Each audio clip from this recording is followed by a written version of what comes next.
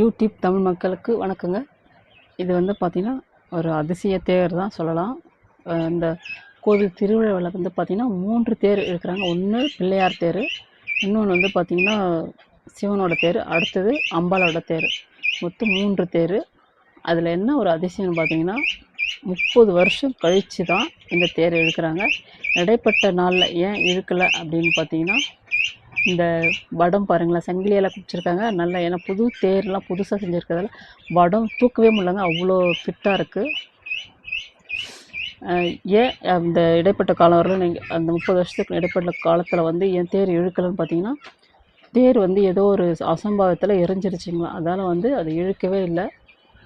அதுக்கு 30 வருடம் கழித்து தான் இந்த வடம் பிடிச்சி இந்த தேர் இழுக்கிறாங்க. அது தேர் எல்லாமே புதுசு தேர் ஃபுல்லாகவே செஞ்சு புதுசாக முதல்ல இழுக்கிறது இந்த தேருங்க. இந்த கோவில் பார்த்திங்கன்னா எங்கே இருக்குதுன்னு பார்த்திங்கன்னா, நம்ம வந்து பெண்ணாடம் திட்டக்குடி போகிற வழியில் பெண்ணாடம் என்ற ஒரு ஊரில் தாங்க பிரளயேஸ்வரர்னு சொல்லிட்டு ஒரு கோவில்.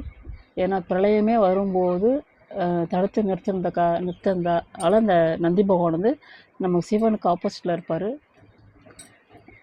அந்த கோவிலோட தேர் திருவிழா தாங்க.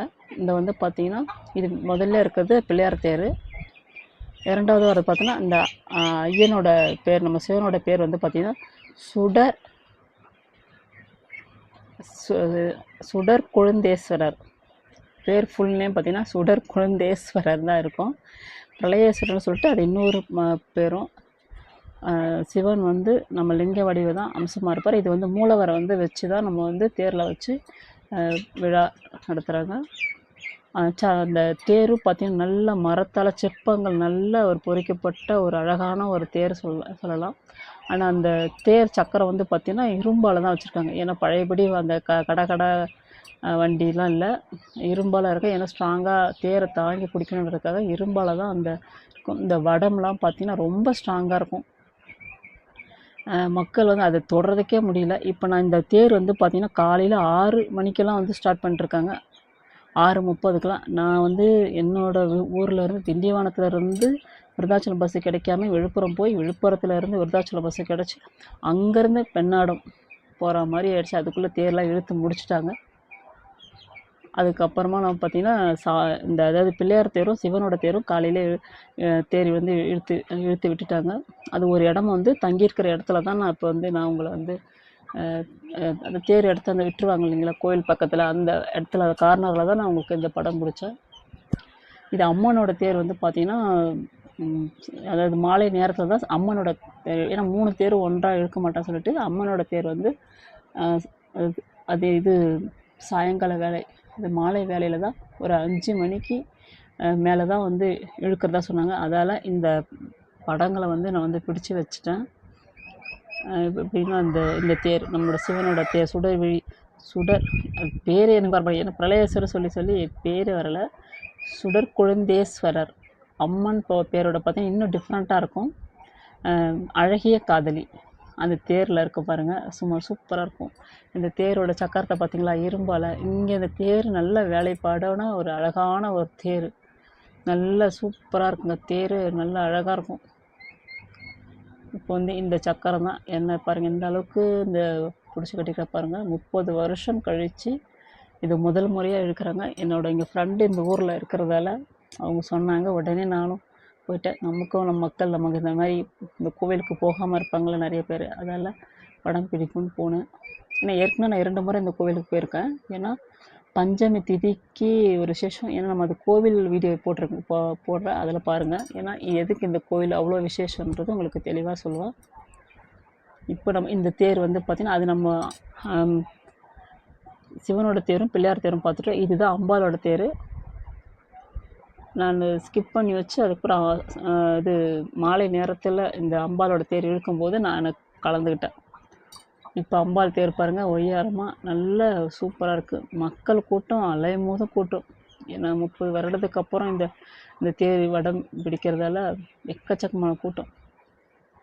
எல்லாமே மக்கள்லாம் பார்த்திங்கன்னா ஒரு அமைதியாக நல்ல தெளிவாக. இங்கே அந்த சாமி அம்பாள் வேஷம் போட்டு அது பெண்ணு முன்னாடி ஆடிக்கிட்டு இதுவும் நல்லா இருக்குங்க. இங்கே வந்து இந்த வாத்தியங்கள் பண்ணுவாங்க. ஏன்னா அந்த வாத்தியங்கள் படம் பிடிச்சா வாய்ஸ் கொடுக்க முடியாது. அந்த வாய்ஸ் வந்து இது மைல்ட் ஆக்டர். நல்லா சூப்பராக இருக்கும். நல்ல ஒரு வாத்திய இசை முழங்க அந்த அம்மனோட தேருக்கும் நல்ல ஒரு வாத்தியம் அருமையாக அம்மா வருவாங்க. சூப்பராக அந்த சாம்பிராணி புகையும் சூப்பராக. முன்னாடி ஒரு வண்டி வரும். இதுக்கு முன்னாடி ஒரு ஒரு வாகனம் வந்து நான் உங்களுக்கு படம் பிடிக்க விட்டுட்டேன். ஏன்னா அந்த வாகனத்தில் இது வந்து நம்ம எல்லா ஊரிலும் வந்து பார்த்துருக்க மாட்டோம். அது எப்படின்னு பார்த்தீங்கன்னா, ஒரு டேங்க்கு ஃபுல்லாக தண்ணி, அந்த தண்ணி ஃபுல்லாக ரோடு ஃபுல்லாக ஊற்றிட்டு போகிறாங்க. ஏன்னா ஒரு எச்சில் அதாவது எந்த அசுத்தம் அந்த தேரோட சக்கரம் படக்கூடாதுன்ற ஒரு காரணம் என்ன தெரியல, ரோடு ஃபுல்லாக தண்ணி ஃபுல்லாக நினச்சிட்டு ஒரு வாகனம் போயிடுங்க. அது நல்லா இருக்காது பார்க்கும்போது. ஒரு மாதிரி பீச்சு அடிக்கிற மாதிரி இருக்கும் அந்த அந்த லாரி. அது தண்ணி ஊற்றிட்டு போயிடறாங்க. அதுக்கு மேலே தான் நம்ம வந்து தேர் வந்து கொண்டு வராங்க. அது தேர்லேயே பாருங்க முன்னாடி சாம்பிராணி புகையை போட்டு நல்ல ஒரு பக்தி பரவசமாக தேர் இருக்கிறாங்க. ஆனால் கிராமப்புறம்னு நம்ம சொல்கிறோம், ஆனால் உண்மையில் நல்ல ஐதீகமாக நல்ல ஒரு சூப்பராக அந்தி நேரத்தில் எப்படி இருக்கு பாருங்கள். அந்தி சூரியனோட வெளிச்சத்தில் இந்த அம்பாவை பார்க்கும்போது நல்லா பொன்னிறமாக அந்த இது நல்லா சூப்பராக இருந்துச்சு. பார்க்கும்போதே அந்த தேருக்கும் அந்த பொன்னிறமான ஒரு வானத்தோட கலருக்கும் ரொம்ப அழகாக இருந்துச்சு. அம்பாள் கிட்டே வந்து தூரம் இருக்கும்போது படம் பிடிச்சேன். அப்படி பாருங்கள் கிட்ட வந்துருச்சு தேர். ரொம்ப அற்புதமான ஒரு விஷயங்க இந்த தேர். ஏன்னா இங்கே வந்து 30 வருஷம் கழித்து நான் வந்து இந்த தேர் முதல்ல இழுக்கும்போது நான் வந்து காலை வச்சுருக்கேன்னா எனக்கு அது பெரிய கொடுப்பனை தான். பழையேஸ்வரர் அருள் எனக்கு கண்டிப்பாக கிடச்சிருக்குன்னு தான் சொல்லலாம். ஏன்னா இந்த கோவில் போகிறதுக்காகவே நான் முன்கூட்டி எல்லா வேலையும் அரேஞ்ச் பண்ணேன். அப்பயும் கடைசியில் தேர் இழுக்கும்போது, காலையில் சிவனோட தேர் இழுக்கும்போது என்னால் பஸ்ஸு டைமிங்கு வீட்டில் வேலையெல்லாம் முடிச்சுட்டு போகிறதுக்குள்ள டைம் ஆகிடுச்சு. குறைஞ்சபட்சம் திண்டிவனத்துலேருந்து ஒரு 4 ஹவர்ஸ் ஆச்சு வைக்கணும். பெண்ணாடவரெலாம் போகிறதுக்கு 4 ஹவர்ஸ் கண்டிப்பாக. உடனே பஸ்ஸு கிடச்சா 4 ஹவர்ஸ்க்குள்ளே போகலாம். திட்டக்குடி போகிற வழியில் தாங்க அந்த பெண்ணாடம் இருக்குது. அந்த நல்ல ஒரு சக்தி வாய்ந்த பிரளயேஸ்வரர். அந்த பற்றி எனக்கு கோவில் மட்டும் தனியாக ஒரு வீடியோ போடுறேன். அதில் பார்த்தீங்கன்னாலே உங்களுக்கு நல்லா ஒரு தெரியும். இங்கே பாருங்கள் சூப்பராக எல்லாமே கொக்கு பரப்பரன்ற அது நல்லா சொல்லிட்டுனா, அதாவது தேர் வந்து கிளம்பலாம், எல்லோரும் வடம் இழுக்கலான்ற ஒரு அது ஒரு பாஷை தான் அதை சுற்றுறது. அப்போ மக்கள் எல்லாம் சேர்ந்து இழுக்கிறாங்க. அந்த வடத்தை தொடுறது கூட இல்லை, தொட முடியல. அவ்வளோ ரஷ்ஷும் அவ்வளோ மக்கள் எல்லாம் முழுக்க பார்த்தா பெண்கள் தான் இழுக்கிறாங்களே. அதுதான் ஜென்ஸுங்க இழுக்கவே இல்லை, எல்லாம் பெண்கள் தான் நெருக்கமாக. நான் எப்படியாவது சந்தில் பூந்து அந்த வடத்தையாச்சும் தொட்டு பார்க்கணுன்னு ஒரு எண்ணம். எப்படியோ பூந்துட்டு லைட்டாக போய் தொட்டேன், அவ்வளோதான். அதுக்கு மேலே நம்ம லேடிஸுங்க அவ்வளோ நெருக்கமான லேடிஸில் போய் பிடிக்க முடியல. பாருங்கள், அம்மனோட பேர் அழகிய காதலி. அம்மையார் வந்து அப்பர் பேர் வந்து அழகிய சுடர் கொழுந்தேஸ்வரர். இந்த 2 பேருமே டிஃப்ரெண்ட்டாக இருக்கும்போது எனக்கே ஒரு ஆச்சரியமாக இருக்குது. எங்கேயுமே கேள்விப்பட்டிருக்க மாட்டீங்க. கிராமப்புறம்னு சொல்கிறோம், ஏன்னா இப்போ ராஜாங்க காலத்தில் பழமையான கோவிலுங்க சிவன் கோவில். ரொம்ப அற்புதமாக இருக்கும். நீங்கள் எங்கேயுமே ஆப்போசிட்டில் நந்தி வந்து இருக்கிற மாதிரி இந்த ஒரு கோவில் தான். வேறு எங்கேயுமே இருக்க சான்ஸே இல்லை. நான் பார்த்ததும் இல்லை, கேள்விப்பட்டதும் இல்லை. இங்கே வந்து பெண்ணாடம் பிரளயேஸ்வரர் கோவிலில் மட்டும்தான் நீங்கள் இந்த மாதிரி ஒரு அதிசயத்தை நீங்கள் பார்க்க முடியும். எங்கள் கோவில் கிட்ட, அது தேர் கிட்ட வந்துருச்சு. அழகிய காதலி ஒரு டிஃப்ரெண்ட்டான பேரோட அம்மன் வந்து ஊர்வலம் போயிட்டுருக்காங்க. நான் வந்து கோவில் வந்து இரவு நேரத்தில் எடுத்தேன், அது முடிஞ்சவரையில் பாருங்கள். நெக்ஸ்ட் டைம் நான் போகும்போது பகல் நேரத்தில் எடுக்கிறேன் பாருங்கள், இன்னும் அற்புதமாக இருக்கும் கோவிலே. இங்கே இருக்கும் இந்த தேரை பார்த்தீங்களா, அம்பாள் தேர். நல்ல புது தேர்.